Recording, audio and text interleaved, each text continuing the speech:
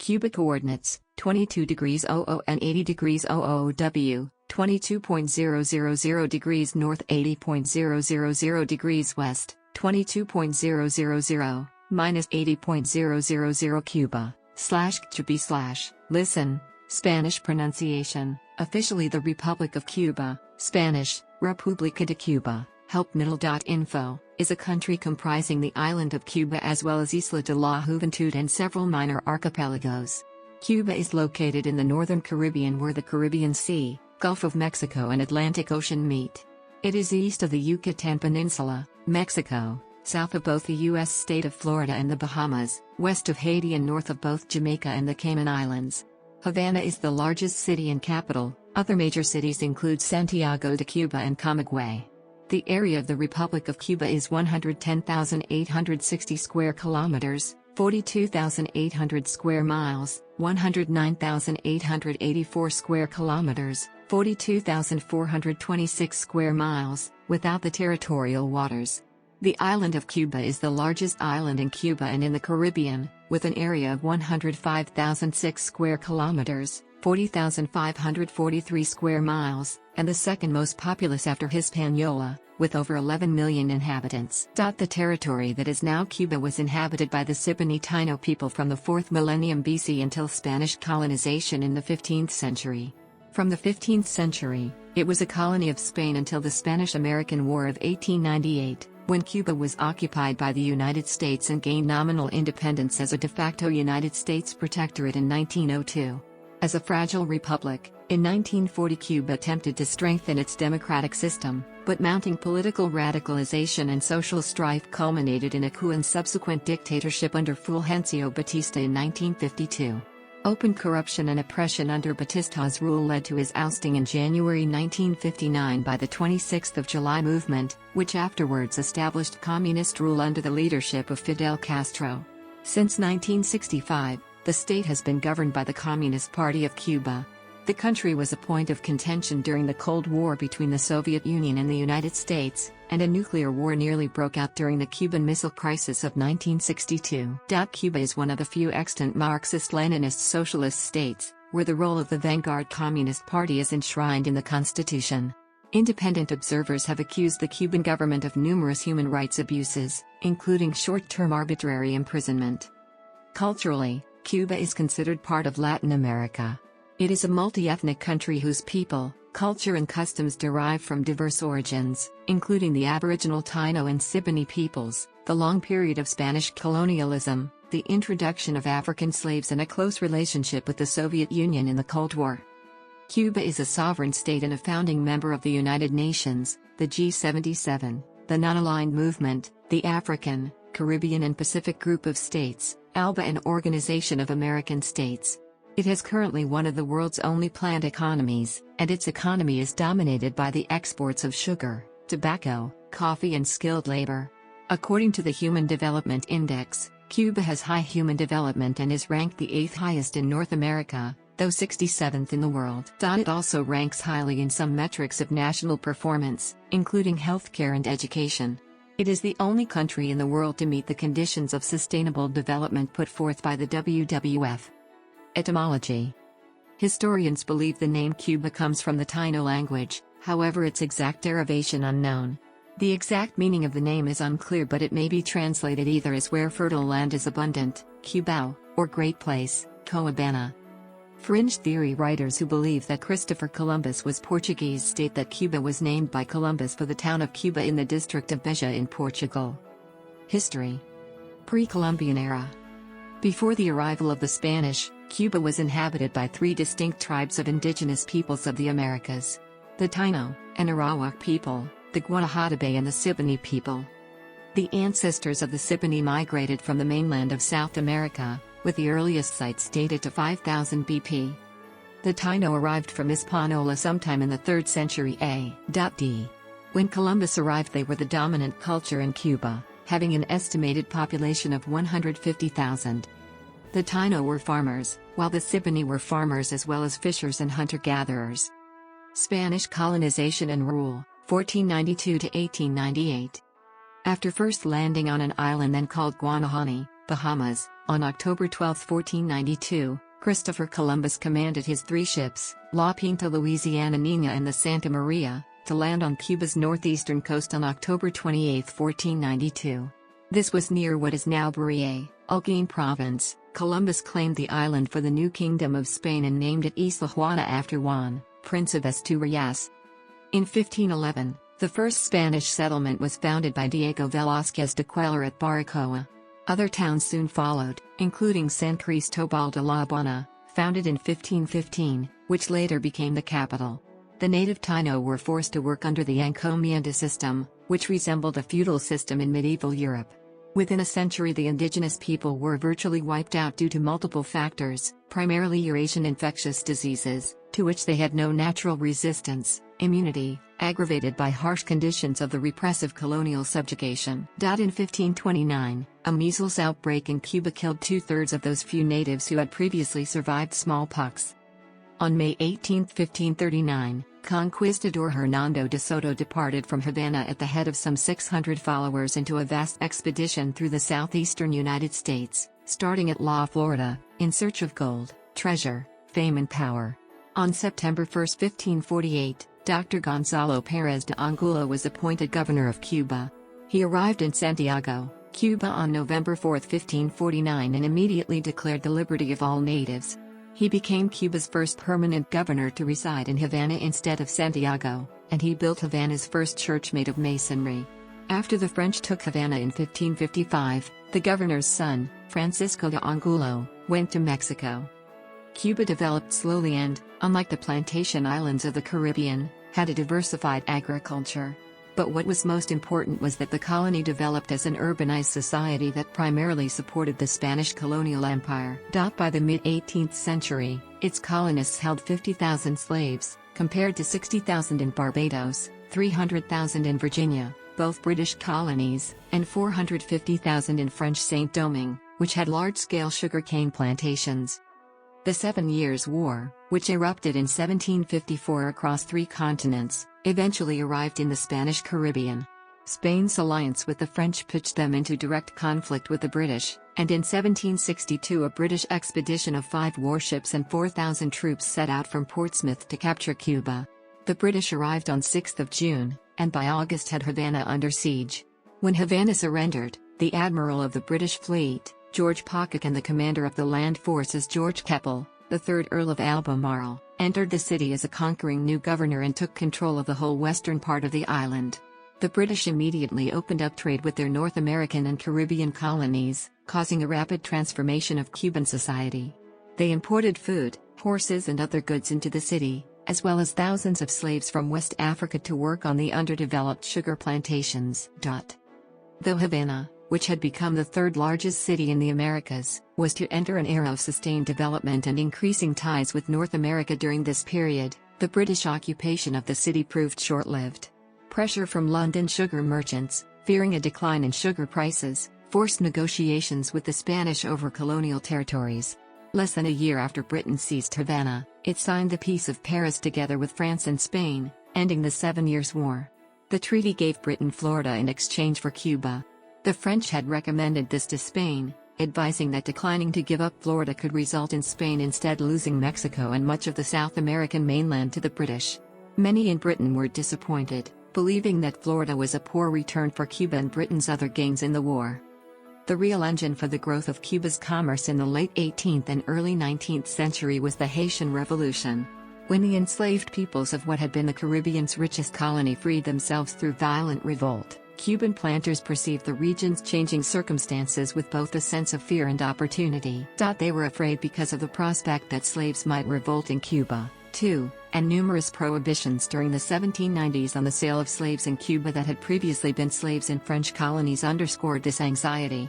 The planters saw opportunity, however, because they thought that they could exploit the situation by transforming Cuba into the slave society and sugar-producing pearl of the Antilles that Haiti had been before the revolution.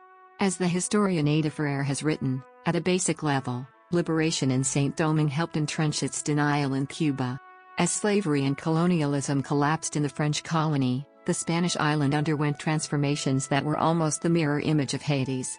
Estimates suggest that between 1790 and 1820 some 325,000 Africans were imported to Cuba as slaves, which was 4 times the amount that had arrived between 1760 and 1790.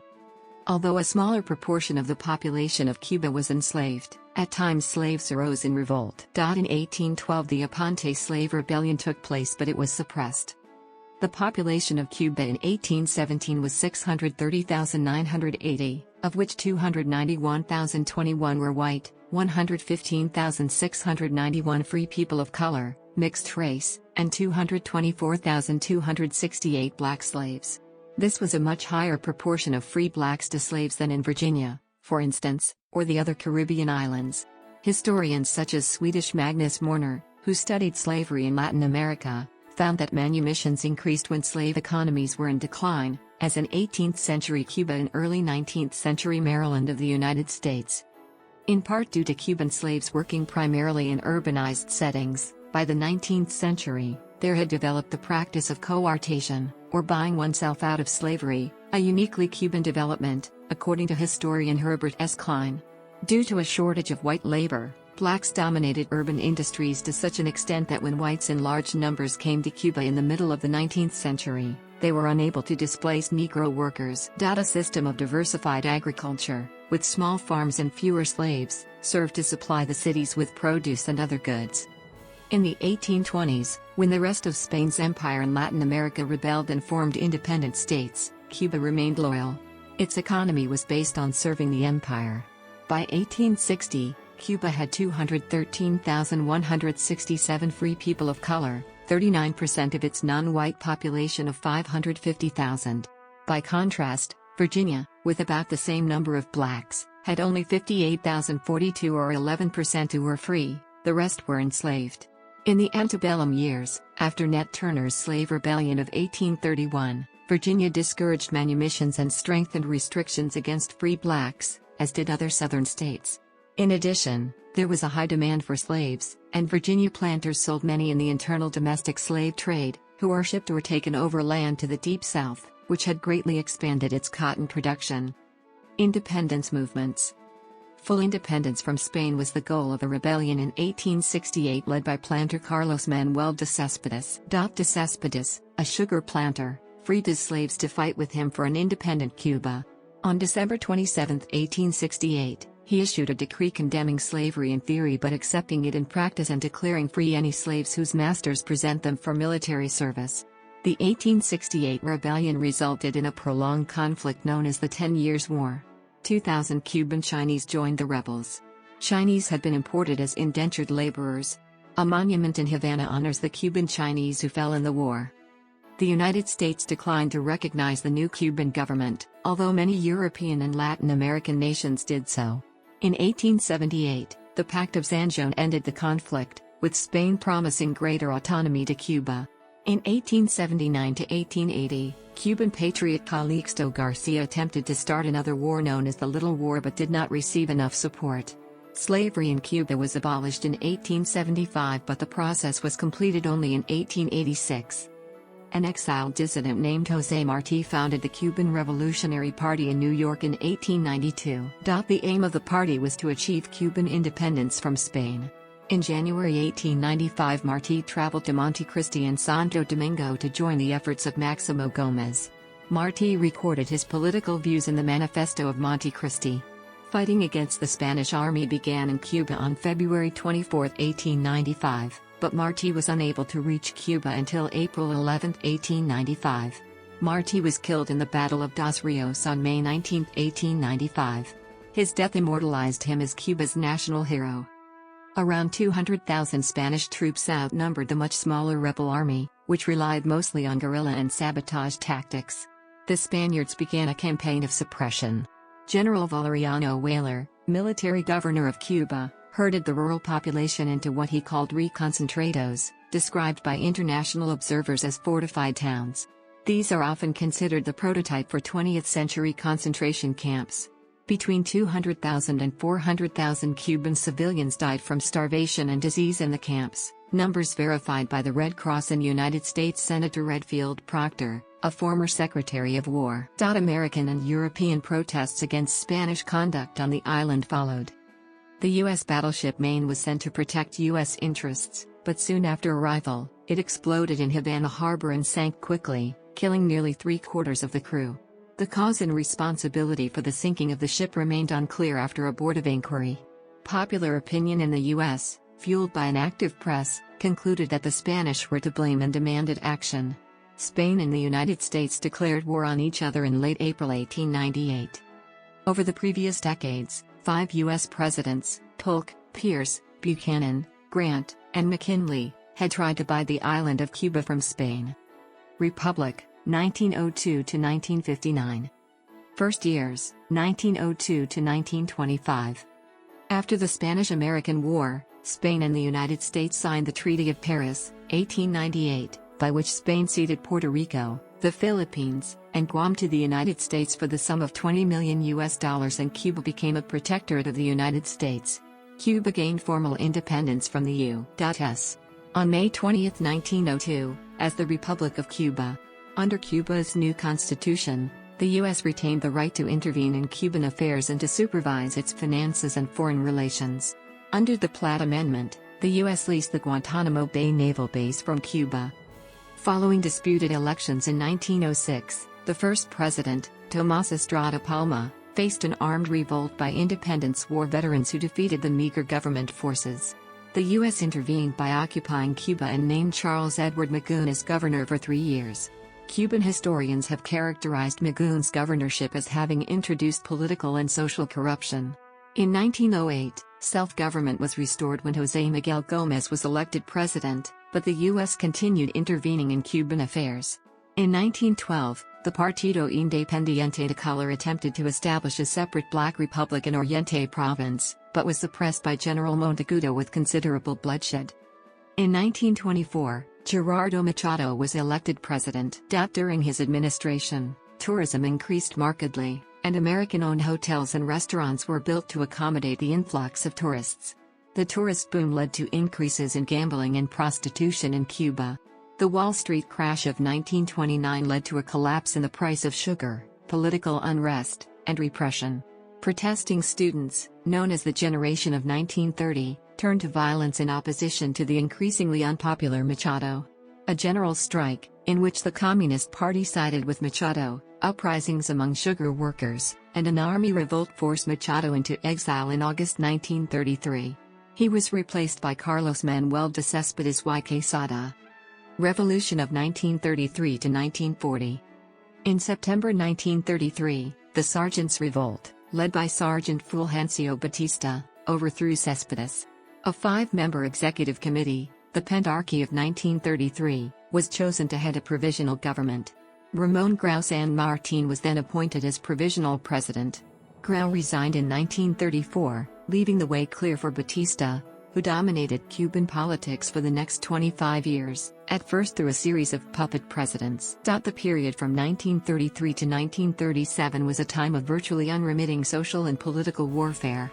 On balance, during the period 1933 to 1940, Cuba suffered from fragile politic structures, reflected in the fact that it saw 3 different presidents in 2 years, 1935 to 1936, and in the militaristic and repressive policies of Batista as head of the army. Constitution of 1940. A new constitution was adopted in 1940, which engineered radical progressive ideas, including the right to labor and health care. Batista was elected president in the same year, holding the post until 1944. He is so far the only non-white Cuban to win the nation's highest political office. His government carried out major social reforms. Several members of the Communist Party held office under his administration. Cuban armed forces were not greatly involved in combat during World War II, though President Batista did suggest a joint U.S.-Latin American assault on Francoist Spain to overthrow its authoritarian regime. Batista adhered to the 1940 Constitution's strictures preventing his re-election. Ramón Grau San Martín was the winner of the next election, in 1944. Grau further corroded the base of the already teetering legitimacy of the Cuban political system, in particular by undermining the deeply flawed, though not entirely ineffectual, Congress and Supreme Court. Carlos Prios Socarrás, a protege of Grau, became president in 1948. The 2 terms of the Auténtico Party brought an influx of investment, which fueled an economic boom, raised living standards for all segments of society, and created a middle class in most urban areas. After finishing his term in 1944, Batista lived in Florida, returning to Cuba to run for president in 1952. Facing certain electoral defeat, he led a military coup that preempted the election. Back in power, and receiving financial, military, and logistical support from the United States government, Batista suspended the 1940 Constitution and revoked most political liberties, including the right to strike. He then aligned with the wealthiest landowners who owned the largest sugar plantations, and presided over a stagnating economy that widened the gap between rich and poor Cubans. Batista outlawed the Cuban Communist Party in 1952. After the coup, Cuba had Latin America's highest per capita consumption rates of meat, vegetables, cereals, automobiles, telephones and radios, though about 1/3 of the population was considered poor and enjoyed relatively little of this consumption. In 1958, Cuba was a relatively well-advanced country by Latin American standards, and in some cases by world standards. On the other hand, Cuba was affected by perhaps the largest labor union privileges in Latin America, including bans on dismissals and mechanization. They were obtained in large measure at the cost of the unemployed and the peasants, leading to disparities. Between 1933 and 1958, Cuba extended economic regulations enormously, causing economic problems. Unemployment became a problem as graduates entering the workforce could not find jobs. The middle class, which was comparable to that of the United States, became increasingly dissatisfied with unemployment and political persecution. The labor unions supported Batista until the very end. Batista stayed in power until he was forced into exile in December 1958. Revolution and Communist Party rule, 1959 present. In the 1950s, various organizations, including some advocating armed uprising, competed for public support in bringing about political change. In 1956, Fidel Castro and about 80 supporters landed from the yacht Granma in an attempt to start a rebellion against the Batista government. It was not until 1958 that Castro's July 26 movement emerged as the leading revolutionary group. By late 1958, the rebels had broken out of the Sierra Maestra and launched a general popular insurrection. After Castro's fighters captured Santa Clara, Batista fled with his family to the Dominican Republic on January 1, 1959. Later he went into exile on the Portuguese island of Madeira and finally settled in Estoril, near Lisbon. Fidel Castro's forces entered the capital on January 8, 1959. The liberal Manuel Arrucillo became the provisional president. From 1959 to 1966, Cuban insurgents fought a 6-year rebellion in the Escambray Mountains against the Castro government. The government's vastly superior numbers eventually crushed the insurgency. The rebellion lasted longer and involved more soldiers than the Cuban Revolution. The United States Department of State has estimated that 3,200 people were executed from 1959 to 1962. According to Amnesty International, official death sentences from 1959-87 numbered 237, of which all but 21 were actually carried out. Other estimates for the total number of political executions range from 4,000 to 33,000. The vast majority of those executed directly following the 1959 revolution were policemen, politicians, and informers of the Batista regime accused of crimes such as torture and murder, and their public trials and executions had widespread popular support among the Cuban population. The United States government initially reacted favorably to the Cuban Revolution, seeing it as part of a movement to bring democracy to Latin America. Castro's legalization of the Communist Party and the hundreds of executions of Batista agents, policemen and soldiers that followed caused a deterioration in the relationship between the two countries. The promulgation of the Agrarian Reform Law, expropriating thousands of acres of farmland, including from large U.S. landholders, further worsened relations. In response, between 1960 and 1964 the U.S. imposed a range of sanctions, eventually including a total ban on trade between the countries and a freeze on all Cuban-owned assets in the U.S. In February 1960, Castro signed a commercial agreement with Soviet Vice Premier Anastas Mikoyan. In March 1960, U.S. President Dwight D. Eisenhower gave his approval to a CIA plan to arm and train a group of Cuban refugees to overthrow the Castro regime. The invasion, known as the Bay of Pigs invasion, took place on April 14, 1961, during the term of President John F. Kennedy.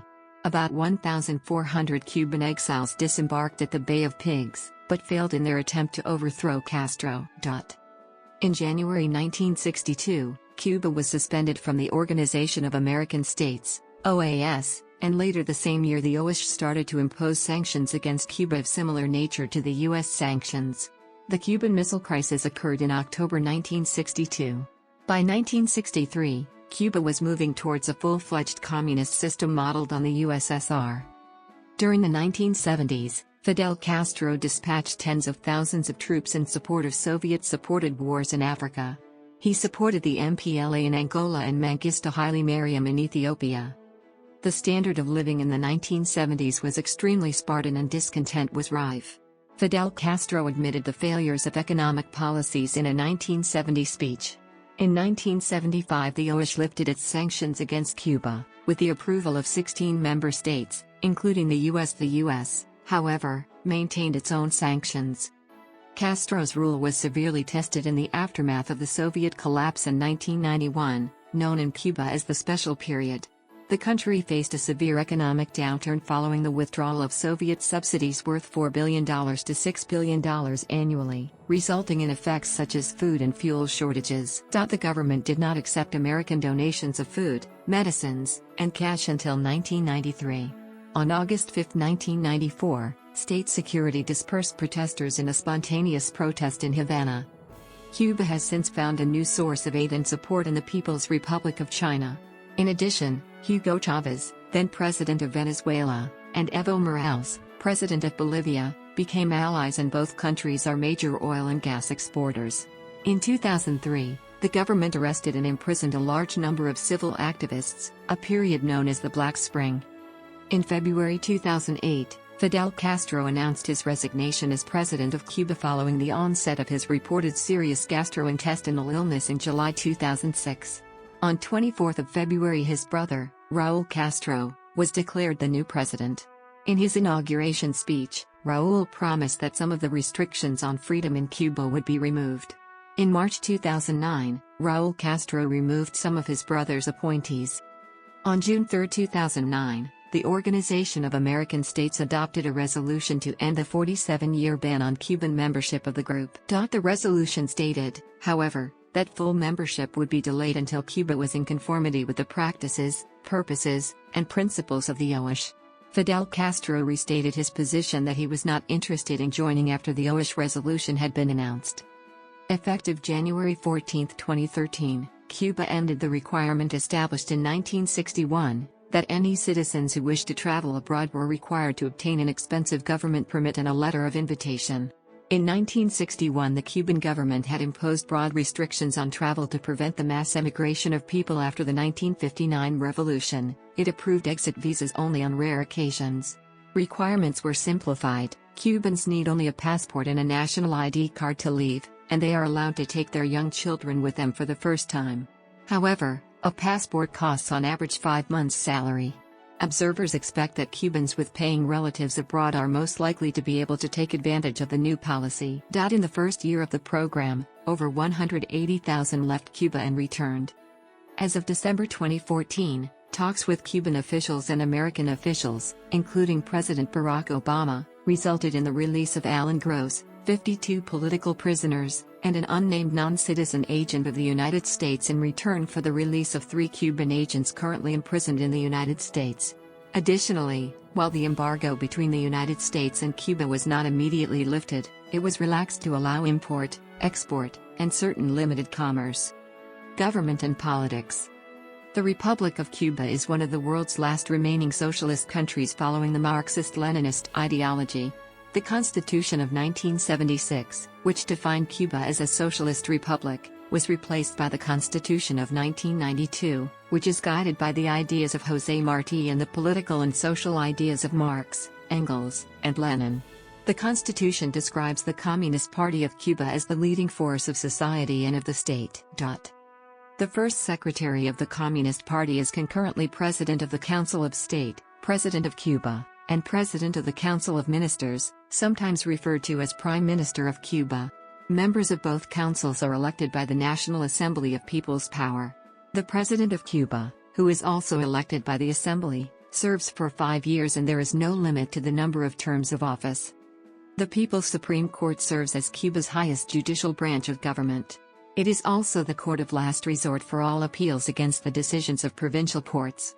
Cuba's national legislature, the National Assembly of People's Power, Asamblea Nacional de Poder Popular, is the supreme organ of power. 609 members serve 5-year terms. The Assembly meets twice a year. Between sessions, legislative power is held by the 31-member Council of Ministers. Candidates for the Assembly are approved by public referendum. All Cuban citizens over 16 who have not been convicted of a criminal offense can vote. Article 131 of the Constitution states that voting shall be through free, equal and secret vote. Article 136 states, in order for deputies or delegates to be considered elected, they must get more than half the number of valid votes cast in the electoral districts.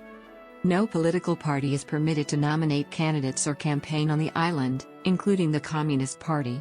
The Communist Party of Cuba has held 6 party Congress meetings since 1975. In 2011, the party stated that there were 800,000 members, and representatives generally constitute at least half of the councils of state in the National Assembly. The remaining positions are filled by candidates nominally without party affiliation. Other political parties campaign and raise finances internationally, while activity within Cuba by opposition groups is minimal. Cuba is considered an authoritarian regime according to the 2016 Democracy Index and 2017 Freedom in the World Survey. In February 2013, Cuban President Raúl Castro announced he would resign in 2018, ending his 5-year term, and that he hopes to implement permanent term limits for future Cuban presidents, including age limits. After Fidel Castro died on November 25, 2016, the Cuban government declared a 9-day mourning period. During the mourning period, Cuban citizens were prohibited from playing loud music, partying, and drinking alcohol. Administrative divisions. The country is subdivided into 15 provinces and 1 special municipality, Isla de la Juventud. These were formerly part of 6 larger historical provinces, Pinar del Rio, Habana, Matanzas, Las Villas, Camagüey, and Oriente. The present subdivisions closely resemble those of the Spanish military provinces during the Cuban Wars of Independence, when the most troublesome areas were subdivided. The provinces are divided into municipalities. Human rights. The Cuban government has been accused of numerous human rights abuses, including torture, arbitrary imprisonment, unfair trials, and extrajudicial executions, also known as el perdón. Human Rights Watch has stated that the government represses nearly all forms of political dissent and that Cubans are systematically denied basic rights to free expression, association, assembly, privacy, movement, and due process of law. In 2003, the European Union, EU, accused the Cuban government of continuing flagrant violation of human rights and fundamental freedoms. It has continued to call regularly for social and economic reform in Cuba, along with the unconditional release of all political prisoners. The United States continues an embargo against Cuba so long as it continues to refuse to move toward democratization and greater respect for human rights, though the UN General Assembly has, since 1992, passed a resolution every year condemning the ongoing impact of the embargo and claiming it violates the Charter of the United Nations and international law. Cuba considers the embargo itself a violation of human rights. On December 17, 2014, United States President Barack Obama announced the re-establishment of diplomatic relations with Cuba, pushing for Congress to put an end to the embargo. Cuba had the second highest number of imprisoned journalists of any nation in 2008, China had the highest, according to various sources, including the Committee to Protect Journalists and Human Rights Watch. Cuban dissidents face arrest and imprisonment. In the 1990s, Human Rights Watch reported that Cuba's extensive prison system, one of the largest in Latin America, consists of 40 maximum security prisons, 30 minimum security prisons, and over 200 work camps. According to Human Rights Watch, Cuba's prison population is confined in substandard and unhealthy conditions, where prisoners face physical and sexual abuse. In July 2010, The unofficial Cuban Human Rights Commission said there were 167 political prisoners in Cuba, a fall from 201 at the start of the year. The head of the commission stated that long prison sentences were being replaced by harassment and intimidation. During the entire period of Castro's rule over the island, an estimated 200,000 people had been imprisoned or deprived of their freedoms for political reasons. Foreign relations. Cuba has conducted a foreign policy that is uncharacteristic of such a minor, developing country. Under Castro, Cuba was heavily involved in wars in Africa, Central America, and Asia. Cuba supported Algeria in 1961 to 1965, and sent tens of thousands of troops to Angola during the Angolan Civil War. Other countries that featured Cuban involvement include Ethiopia, Guinea, Guinea-Bissau, Mozambique, and Yemen. Lesser-known actions include the 1959 missions to the Dominican Republic. The expedition failed, but a prominent monument to its members was erected in their memory in Santo Domingo by the Dominican government, and they feature prominently at the country's Memorial Museum of the Resistance. In 2008, the European Union, EU, and Cuba agreed to resume full relations and cooperation activities. Cuba is a founding member of the Bolivarian Alliance for the Americas. At the end of 2012, tens of thousands of Cuban medical personnel worked abroad, with as many as 30,000 doctors in Venezuela alone via the two countries' Oil for Doctors program. In 1996, the United States, then under President Bill Clinton, brought in the Cuban Liberty and Democratic Solidarity Act, better known as the Helms-Burton Act. In 2009, United States President Barack Obama stated on 17 April, in Trinidad and Tobago that the United States seeks a new beginning with Cuba, and reversed the Bush administration's prohibition on travel and remittances by Cuban Americans from the United States to Cuba. 5 years later, an agreement between the United States and Cuba, popularly called the Cuban Thaw, brokered in part by Canada and Pope Francis, began the process of restoring international relations between the two countries. They agreed to release political prisoners, and the United States began the process of creating an embassy in Havana. This was realized on June 30, 2015, when Cuba and the U.S. reached a deal to reopen embassies in their respective capitals on July 20, 2015 and re-establish diplomatic relations.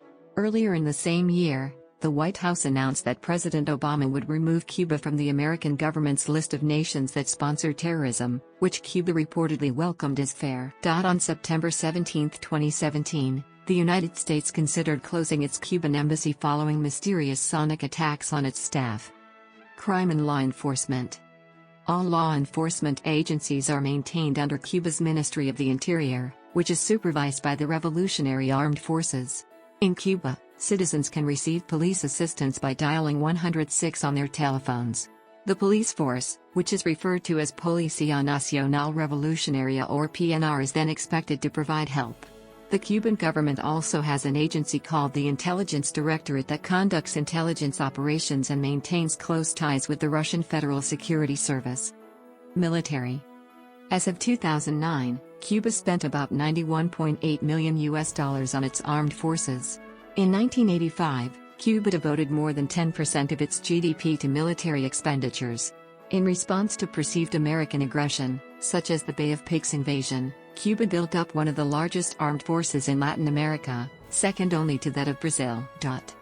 From 1975 until the late 1980s, Soviet military assistance enabled Cuba to upgrade its military capabilities.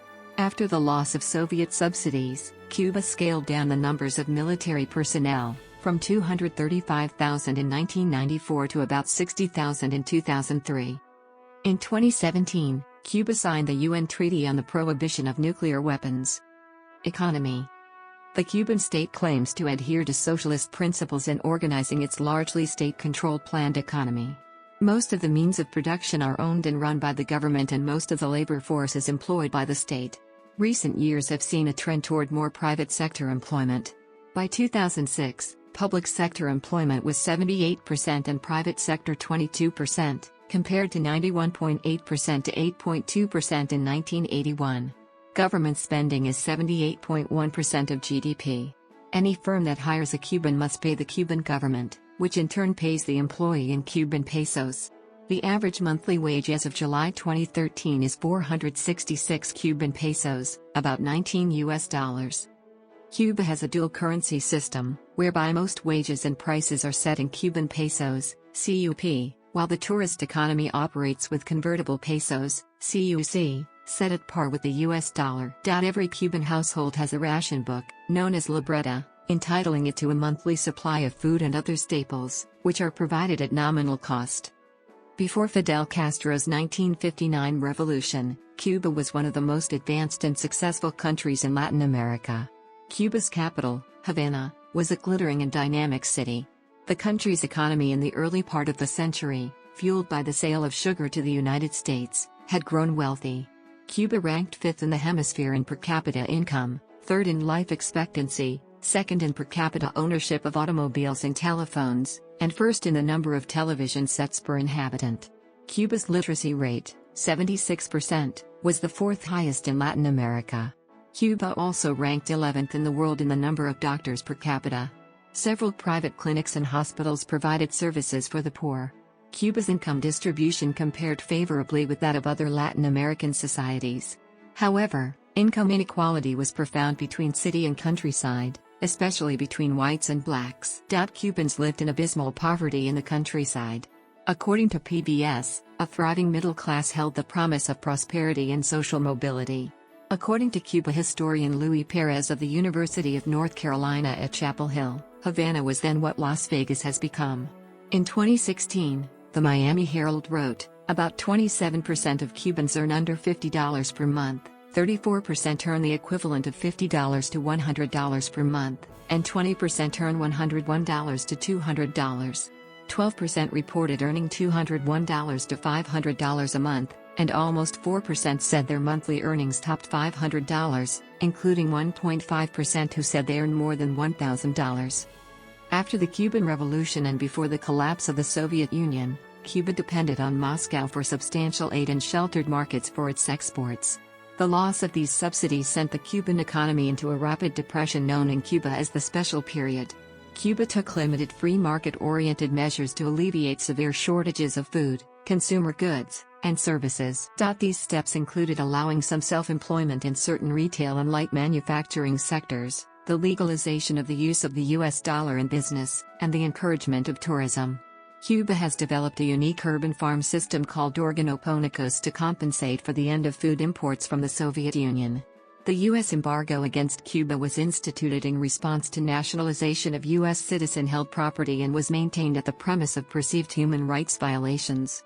It is widely viewed that the embargo hurt the Cuban economy. In 2009, the Cuban government estimated this loss at $685 million annually. Cuba's leadership has called for reforms in the country's agricultural system. In 2008, Raúl Castro began enacting agrarian reforms to boost food production, as at that time 80% of food was imported.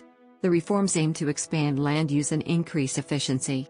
Venezuela supplies Cuba with an estimated 110,000 barrels, 17,000 cubic meters, of oil per day in exchange for money and the services of some 44,000 Cubans, most of them medical personnel, in Venezuela.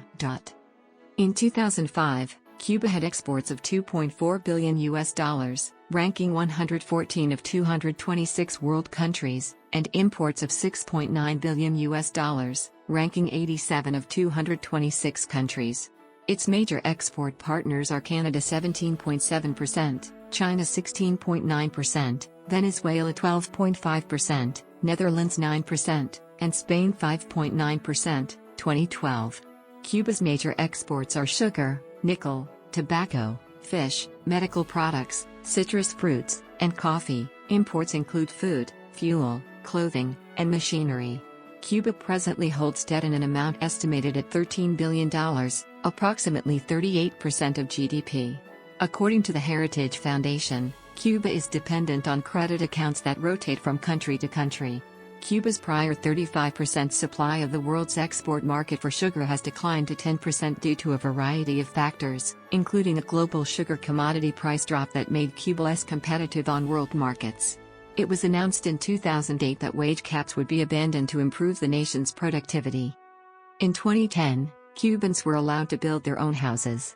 According to Raúl Castro, they could now improve their houses, but the government would not endorse these new houses or improvements. There is virtually no homelessness in Cuba, and 85% of Cubans own their homes and pay no property taxes or mortgage interest.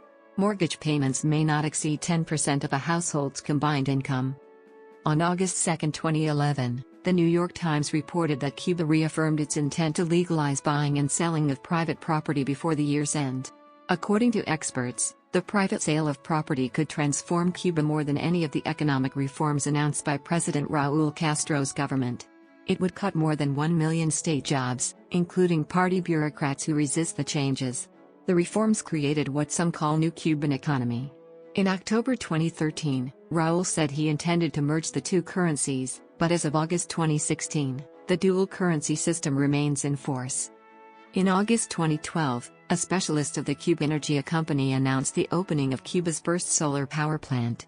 As a member of the Cuba Solar Group, there was also a mention of 10 additional plants in 2013.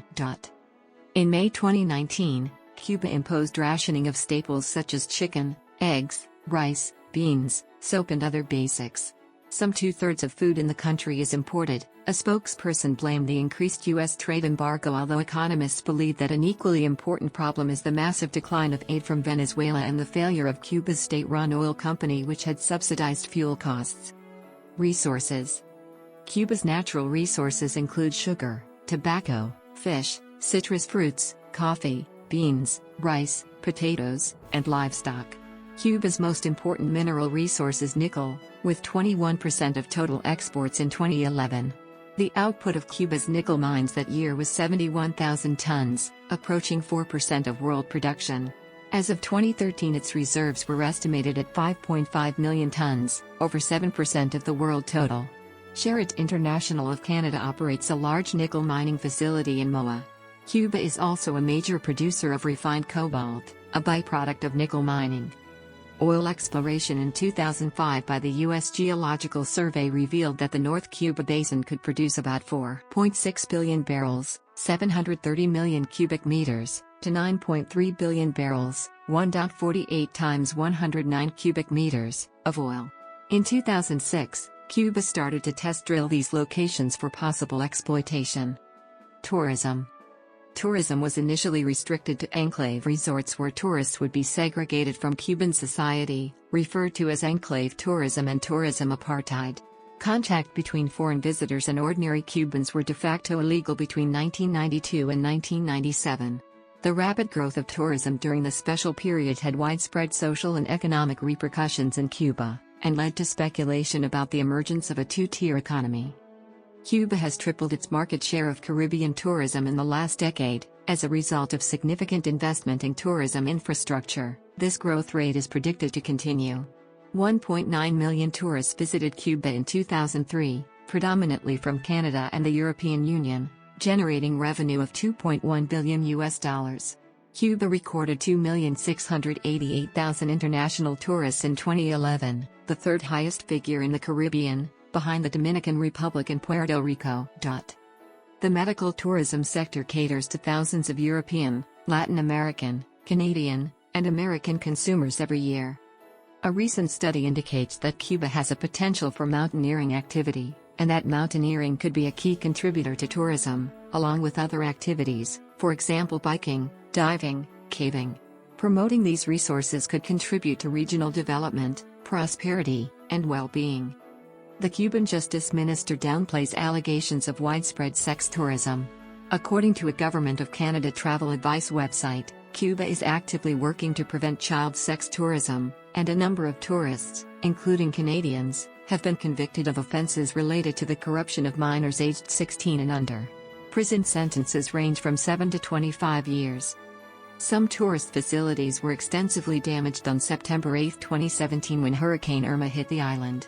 The storm made landfall in the Camagüey archipelago. The worst damage was in the keys north of the main island, however, and not in the most significant tourist areas. Geography. Cuba is an archipelago of islands located in the northern Caribbean Sea at the confluence with the Gulf of Mexico and the Atlantic Ocean. It lies between latitudes 19 degrees and 24 degrees north, and longitude 74 degrees and 85 degrees west.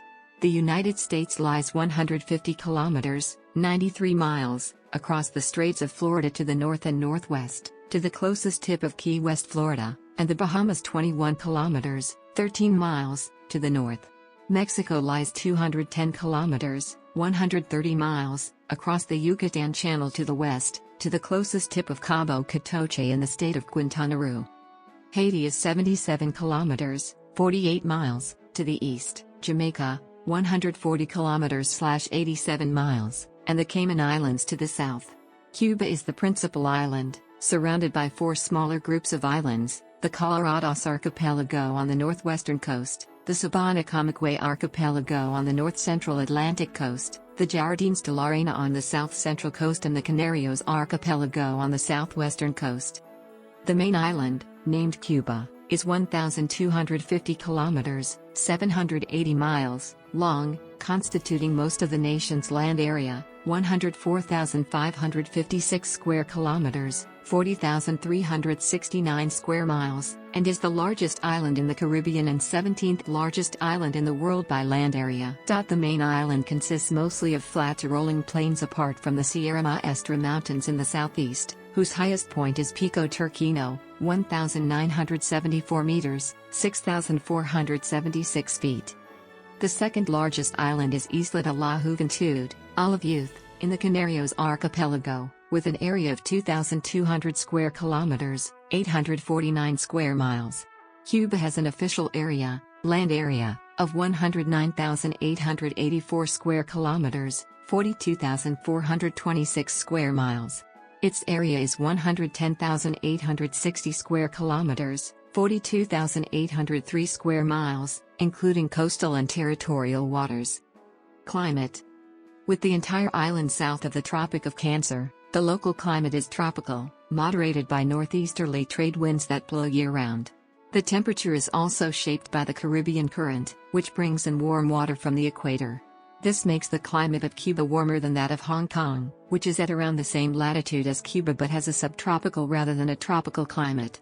In general, with local variations, there is a drier season from November to April, and a rainier season from May to October. The average temperature is 21 degrees Celsius, 69.8 degrees Fahrenheit, in January and 27 degrees Celsius, 80.6 degrees Fahrenheit, in July. The warm temperatures of the Caribbean Sea and the fact that Cuba sits across the entrance to the Gulf of Mexico combine to make the country prone to frequent hurricanes. These are most common in September and October. Hurricane Irma hit the island on September 8, 2017, with winds of 260 km per hour. At the Camagüey Archipelago, the storm reached Ciego de Avila province around midnight and continued to pound Cuba the next day. The worst damage was in the Keys north of the main island. Hospitals, warehouses and factories were damaged. Much of the north coast was without electricity. By that time, nearly 1 million people, including tourists, had been evacuated. The Varadero resort area also reported widespread damage. The government believed that repairs could be completed before the start of the main tourist season. Subsequent reports indicated that 10 people had been killed during the storm, including 7 in Havana, most during building collapses. Sections of the capital had been flooded. Hurricane Jose was not expected to strike Cuba. Biodiversity. Cuba signed the Rio Convention on Biological Diversity on June 12, 1992, and became a party to the convention on March 8, 1994. It has subsequently produced a National Biodiversity Strategy and Action Plan, with one revision, that the convention received on January 24, 2008. The revision comprises an action plan with time limits for each item, and an indication of the governmental body responsible for delivery. That document contains virtually no information about biodiversity. However, the country's 4th National Report to the CBD contains a detailed breakdown of the numbers of species of each kingdom of life recorded from Cuba, the main groups being animals, 17,801 species, bacteria, 270, chromista, 707, fungi, including lichen-forming species, 5,844, plants, 9,107, and protozoa, 1,440. As elsewhere in the world, vertebrate animals and flowering plants are well documented, so the recorded numbers of species are probably close to the true numbers. For most or all other groups, The true numbers of species occurring in Cuba are likely to exceed, often considerably, the numbers recorded so far. Demographics. According to the official census of 2010, Cuba's population was 11,241,161, comprising 5,628,996 men and 5,612,165 women. Its birth rate, 9.88 births per thousand population in 2006, is one of the lowest in the Western Hemisphere. Although the country's population has grown by about 4 million people since 1961, the rate of growth slowed during that period, and the population began to decline in 2006, due in the country's low fertility rate, 1.43 children per woman, coupled with emigration. Indeed, this drop in fertility is among the largest in the Western Hemisphere and is attributed largely to unrestricted access to legal abortion. Cuba's abortion rate was 58.6 per 1,000 pregnancies in 1996, compared to an average of 35 in the Caribbean, 27 in Latin America overall, and 48 in Europe. Similarly, the use of contraceptives is also widespread, estimated at 79% of the female population, in the upper third of countries in the Western Hemisphere. Ethno-racial groups. Cuba's population is multi-ethnic, reflecting its complex colonial origins. Intermarriage between diverse groups is widespread, and consequently there is some discrepancy in reports of the country's racial composition, whereas the Institute for Cuban and Cuban American Studies at the University of Miami determined that 62% of Cubans are black. The 2002 Cuban census found that a similar proportion of the population, 65.05%, was white. In fact, the minority rights group International determined that an objective assessment of the situation of Afro-Cubans remains problematic due to scant records and a paucity of systematic studies both pre- and post-revolution. Estimates of the percentage of people of African descent in the Cuban population vary enormously, ranging from 34% to 62%.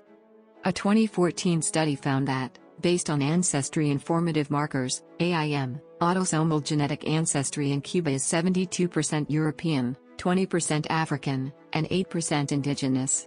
Around 35% of maternal lineages derive from Cuban indigenous people, compared to 39% from Africa and 26% from Europe, but male lineages were European, 82%, and African, 18%, indicating a historical bias towards mating between foreign men and native women rather than the inverse.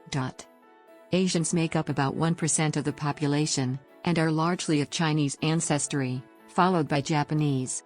Many are descendants of farm laborers brought to the island by Spanish and American contractors during the 19th and early 20th century. The current recorded number of Cubans with Chinese ancestry is 114,240. Afro-Cubans are descended primarily from the Yoruba people, Bantu people from the Congo Basin, ʻkjuːbə people and Arara from the Dahomey, as well as several thousand North African refugees, most notably the Sahrawi Arabs of Western Sahara. Immigration and emigration. Immigration and emigration have played a prominent part in Cuba's demographic profile. Between the 18th and early 20th century, large waves of Canarian, Catalan, Andalusian, Galician, and other Spanish people immigrated to Cuba. Between 1899 to 1930 alone, close to 1 million Spaniards entered the country, though many would eventually return to Spain. Other prominent immigrant groups included French, Portuguese, Italian, Russian, Dutch, Greek, British, and Irish, as well as a small number of descendants of U.S. citizens who arrived in Cuba in the late 19th and early 20th centuries.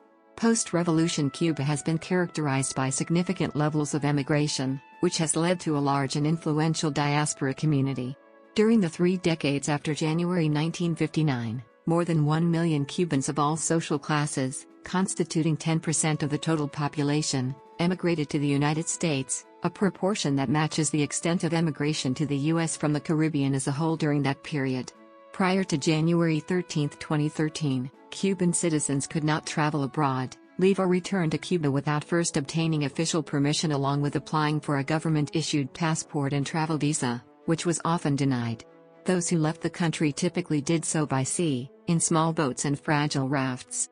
On September 9, 1994, The U.S. and Cuban governments agreed that the U.S. would grant at least 20,000 visas annually in exchange for Cuba's pledge to prevent further unlawful departures on boats. As of 2013, the top emigration destinations were the United States, Spain, Italy, Puerto Rico, and Mexico. Religion. In 2010, the Pew Forum estimated that religious affiliation in Cuba is 65% Christian, 60% Roman Catholic, or about 6.9 million in 2016. 5% Protestant, or about 575,000 in 2016, 23% unaffiliated, 17% folk religion, such as Santeria, and the remaining 0.4% consisting of other religions. Cuba is officially a secular state. Religious freedom increased through the 1980s, with the government amending the constitution in 1992 to drop the state's characterization as atheistic. Roman Catholicism is the largest religion, with its origins in Spanish colonization. Despite less than half of the population identifying as Catholics in 2006, it nonetheless remains the dominant faith. Pope John Paul II and Pope Benedict XVI visited Cuba in 1998 and 2011, respectively, and Pope Francis visited Cuba in September 2015. Prior to each papal visit, the Cuban government pardoned prisoners as a humanitarian gesture. The government's relaxation of restrictions on house churches in the 1990s led to an explosion of Pentecostalism, with some groups claiming as many as 100,000 members. However, evangelical Protestant denominations, organized into the umbrella Cuban Council of Churches, remain much more vibrant and powerful. The religious landscape of Cuba is also strongly defined by syncretisms of various kinds. Christianity is often practiced in tandem with Santeria, a mixture of Catholicism and mostly African faiths, which include a number of cults. La Virgen de la Caridad del Cobre, the Virgin of Cobre, is the Catholic patroness of Cuba, and a symbol of Cuban culture. In Santeria, she has been syncretized with the goddess Oshun. Cuba also hosts small communities of Jews, 500 in 2012, Muslims, and members of the Baha'i faith. Several well-known Cuban religious figures have operated outside the island, including the humanitarian and author Jorge Armando Perez. Languages. The official language of Cuba is Spanish, and the vast majority of Cubans speak it. Spanish as spoken in Cuba is known as Cuban Spanish and is a form of Caribbean Spanish. Lukumi, a dialect of the West African language Yoruba, is also used as a liturgical language by practitioners of Santeria, and so only as a second language. Haitian Creole is the second most spoken language in Cuba, and is spoken by Haitian immigrants and their descendants. Other languages spoken by immigrants include Galician and Corsican. Largest cities. Media. The Cuban government and Communist Party of Cuba control almost all media in Cuba. Press. Television. 5 communist-controlled national channels. Internet. Internet in Cuba has some of the lowest penetration rates in the Western Hemisphere, and all content is subject to review by the Department of Revolutionary Orientation. ぃoperates 118 cybercafes in the country. The government of Cuba provides an online encyclopedia website called ๊kjuːbə that operates in a wiki format. Internet access is limited. The sale of computer equipment is strictly regulated. Internet access is controlled, and email is closely monitored. Culture. Cuban culture is influenced by its melting pot of cultures, primarily those of Spain and Africa. After the 1959 revolution, the government started a national literacy campaign, offered free education to all, and established rigorous sports, ballet and music programs. Music. Cuban music is very rich and is the most commonly known expression of Cuban culture. The central form of this music is son, which has been the basis of many other musical styles like danzón de nuevo ritmo, mambo, cha-cha-cha and salsa music. Rumba, de cajón o de solar, music originated in the early Afro-Cuban culture, mixed with Hispanic elements of style. The trace was invented in Cuba from Hispanic chordophone instruments models. The instrument is actually a fusion of elements from the Spanish guitar and lute. Other traditional Cuban instruments are of African origin, Taino origin, or both, such as the maracas, güiro, marimbula and various wooden drums including the mayohuacán. Popular Cuban music of all styles has been enjoyed and praised widely across the world. Cuban classical music, which includes music with strong African and European influences, and features symphonic works as well as music for soloists, has received international acclaim thanks to composers like Ernesto Lecuona. Havana was the heart of the rap scene in Cuba when it began in the 1990s. During that time, reggaeton grew in popularity. In 2011, the Cuban state denounced reggaeton as degenerate, directed reduced low-profile airplay of the genre, but did not ban it entirely, and banned the mega-hit Chupi Chupi by Osmani Garcia, characterizing its description of sex as the sort which a prostitute would carry out. In December 2012, the Cuban government officially banned sexually explicit reggaeton songs and music videos from radio and television. As well as pop, classical and rock are very popular in Cuba. Cuisine. Cuban cuisine is a fusion of Spanish and Caribbean cuisines. Cuban recipes share spices and techniques with Spanish cooking, with some Caribbean influence in spice and flavor. Food rationing, which has been the norm in Cuba for the last 4 decades, restricts the common availability of these dishes. The traditional Cuban meal is not served in courses, all food items are served at the same time. The typical meal could consist of plantains, black beans and rice, ropa vieja, shredded beef, Cuban bread, pork with onions, and tropical fruits. Black beans and rice, referred to as moro y cristianos, or moro for short, and plantains are staples of the Cuban diet. Many of the meat dishes are cooked slowly with light sauces. Garlic, cumin, oregano, and bay leaves are the dominant spices. Literature. Cuban literature began to find its voice in the early 19th century.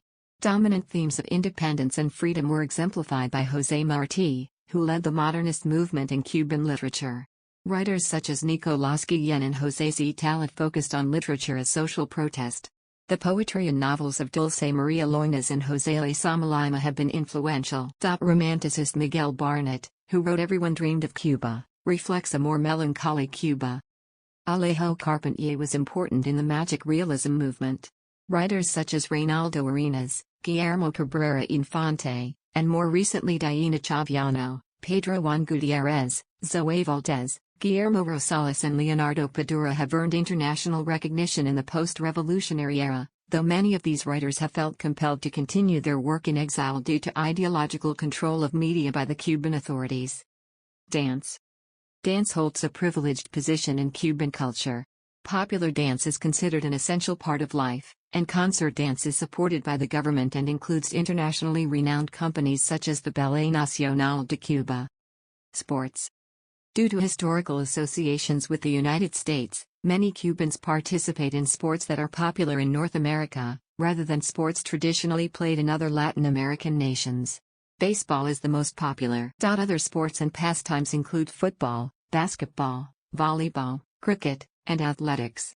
Cuba is a dominant force in amateur boxing, consistently achieving high medal tallies in major international competitions.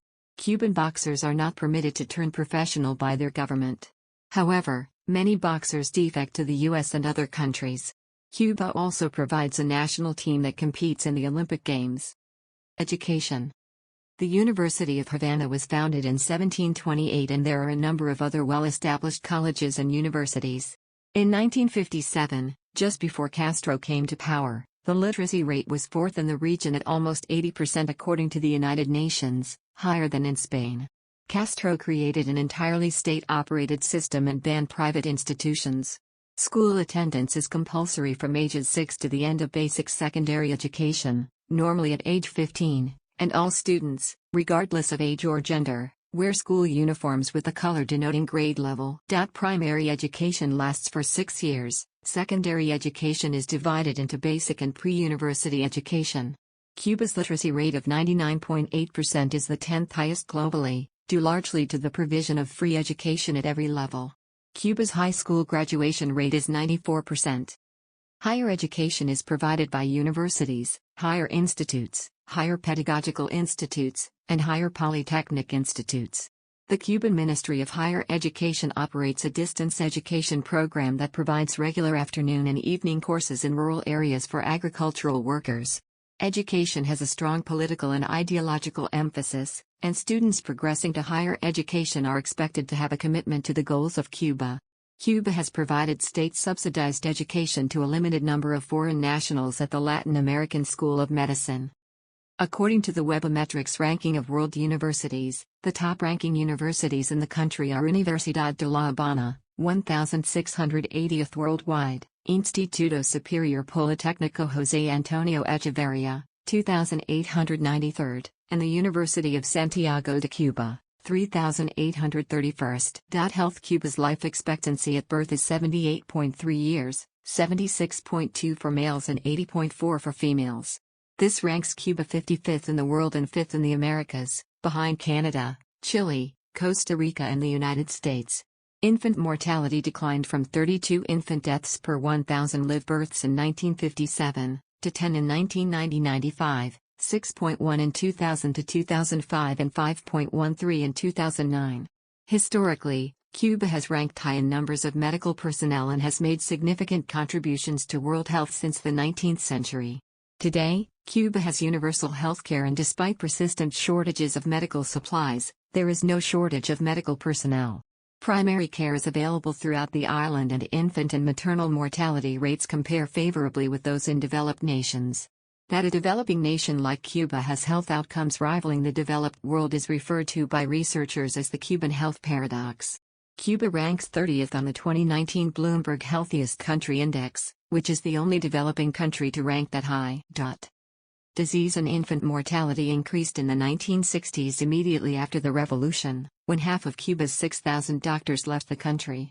Recovery occurred by the 1980s, and the country's healthcare has been widely praised. The communist government asserted that universal health care was a priority of state planning, and progress was made in rural areas. Like the rest of the Cuban economy, medical care suffered from severe material shortages following the end of Soviet subsidies in 1991, and a tightening of the U.S. embargo in 1992. Challenges include low salaries for doctors, poor facilities, poor provision of equipment, and the frequent absence of essential drugs. Cuba has the highest doctor-to-population ratio in the world and has sent thousands of doctors to more than 40 countries around the world. According to the World Health Organization, Cuba is known the world over for its ability to train excellent doctors and nurses who can then go out to help other countries in need. As of September 2014, there are around 50,000 Cuban-trained healthcare workers aiding 66 nations. Cuban physicians have played a leading role in combating the Ebola virus epidemic in West Africa. Import and export of pharmaceutical drugs is done by the Quimefa Pharmaceutical Business Group, ˈkjuːbə, under the Ministry of Basic Industry, MINBAS. This group also provides technical information for the production of these drugs. Isolated from the West by the U.S. embargo, Cuba developed the successful lung cancer vaccine, Simovax, which is now available to U.S. researchers for the first time, along with other novel Cuban cancer treatments. The vaccine has been available for free to the Cuban population since 2011. According to Roswell Park Cancer Institute CEO Candace Johnson, they've had to do more with less, so they've had to be even more innovative with how they approach things. For over 40 years, they have had a preeminent immunology community. During the thaw in Cuba-U.S. relations starting in December 2014 under the Obama administration, a growing number of U.S. lung cancer patients traveled to Cuba to receive vaccine treatment. The end of the thaw under the Trump administration has resulted in a tightening of travel restrictions, making it harder for U.S. citizens to travel to Cuba for treatment. In 2015, Cuba became the first country to eradicate mother-to-child transmission of HIV and syphilis, a milestone hailed by the World Health Organization as one of the greatest public health achievements possible. And as one of the greatest public health achievements possible. And as one of the greatest public health achievements possible. And as one of the greatest public health achievements possible. And as one of the greatest public health achievements possible. And as one of the greatest public health achievements possible. And as one of the greatest public health achievements possible. And as one of the greatest public health achievements possible. And as